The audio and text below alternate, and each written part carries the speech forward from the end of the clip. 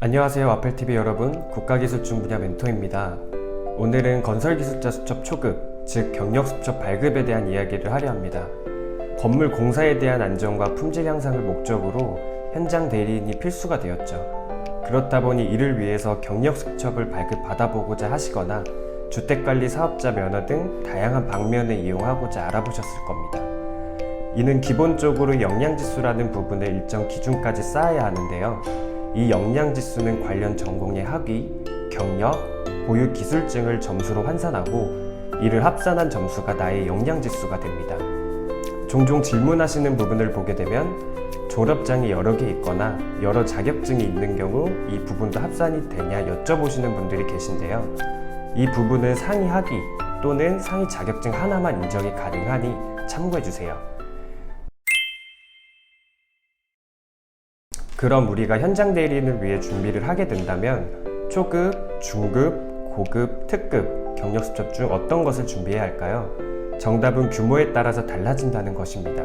시공 금액이 30억 미만인 소규모 공사에서는 초급만 가지고 있어도 충분하지만 그 이상이 될 경우 그에 따라서 중급이나 고급, 특급 등이 필요하게 되는 것이죠.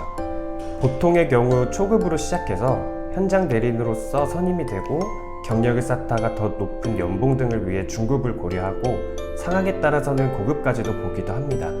실제로 많은 학생들을 보게 되면 초급만 최대한 빨리 맞추려고 하지만 얼마 지나지 않아 중급이 필요해서 연락을 주시는 분들이 많이 있죠. 그럼 우리가 처음 준비를 할 때 당장 초급을 바로 준비할 수 있으면서도 단기간에 중급까지 바라볼 수 있도록 계획하는 것이 현명하겠죠.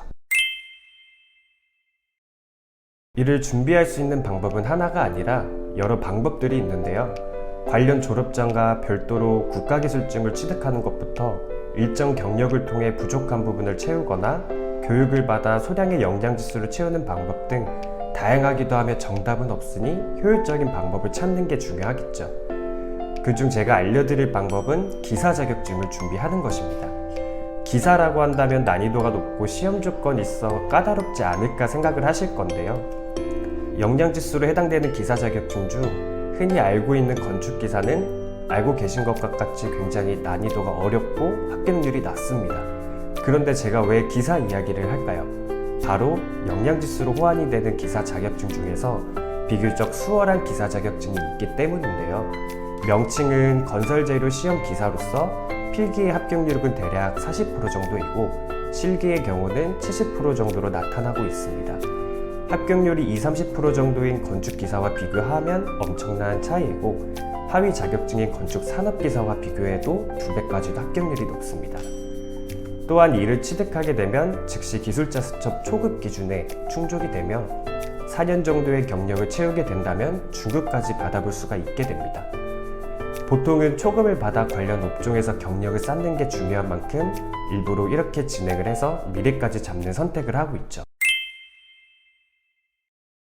단 시험 조건으로 관련 전공을 4년제를 졸업을 하거나 4년 이상의 경력이 필요하지만 이 부분도 고졸이나 비전공자라고 해도 온라인으로 빠르게 응시 자격을 맞춰볼 수 있는 방법도 있으니 두려워할 필요가 없습니다. 건설재료 시험 기사의 응시 자격을 새롭게 맞춰야 한다면 학점은행제란 제도를 활용하는 것이 가장 효율적인데요. 이는 교육부에서 이루어지는 평생교육제도로서 온라인 과정으로 빠르게 응시 자격을 만들어 볼 수가 있습니다. 기본 절차는 인터넷 강의를 듣게 되고 이수를 하게 될 경우 학점을 받아볼 수 있도록 되어 있는데요. 이를 활용해서 106학점이라는 기준까지만 맞춰보게 된다면 고졸이나 비전공자, 무경력자라고 해도 응시를 해볼 수가 있습니다.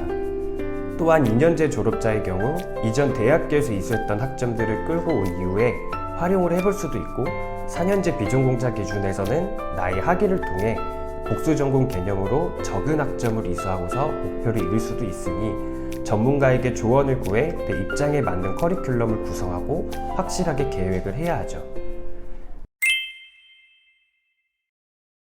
인터넷 강의는 매일 정해진 시간에 들어야 하는 게 아니라 녹화 강의로 되어 있으며 각 주차별로 수업들이 개설이 되는데요.